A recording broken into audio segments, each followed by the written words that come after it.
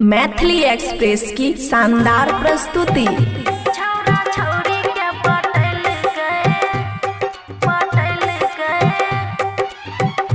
खुशी recording studio बलुआहा। DJ बजाय के छौरा छौरी के पटल गए, डीजे बजाय के छौरा छौरी के पटल गए। रोहे रोशना छौरा तेरे कंता छौरा रहे, गोलवा छौरा सुन सखी गे डीजे बजाय के छौरा छौरी के पटल गए, डीजे बजाय के छौरा छौरी के पटल गए। रहे आदित्य छौरा रहे सत्यम छौरा सुन सखी गे डीजे बजाय के छौरा छौरी के पटल गए, डीजे बजाय के छौरा छौरी के पटल गए। DJ good Madhubani, DJ good Madhubani छौरा छौरी के पटल गए, पटल गए छौरा छौरी के पटल गए। मिक्स बाय अमन अक्के।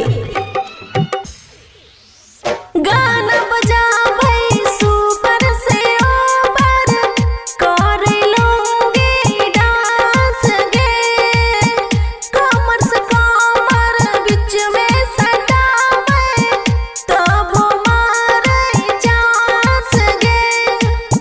पुरजी पे नंबर लिख के दै छै, हाक दै छै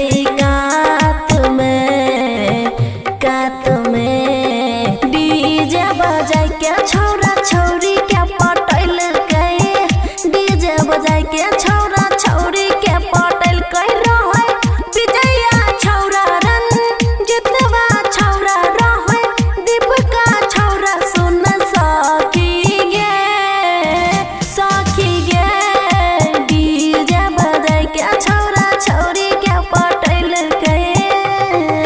DJ good Madhubani, DJ good Madhubani छौरा छौरी के पटल गए, पटल गए छौरा छौरी के पटल गए। खुशी रिकॉर्डिंग स्टूडियो बलुआहा।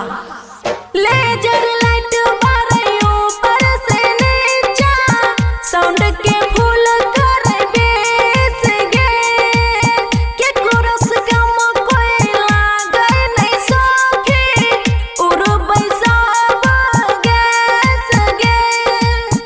रोशन दीवाना खुशी मन बहकावे करे वीडियो कॉल गे डीजे बजाय के छौरा छौरी के पटल गए, डीजे बजाय के छौरा छौरी के पटल गए। रहे अमन छौरा रहे अमितवा छौरा सुन सखी गे डीजे बजाय के छौरा छौरी के पटल गए। खुशी रिकॉर्डिंग स्टूडियो बलुआहा।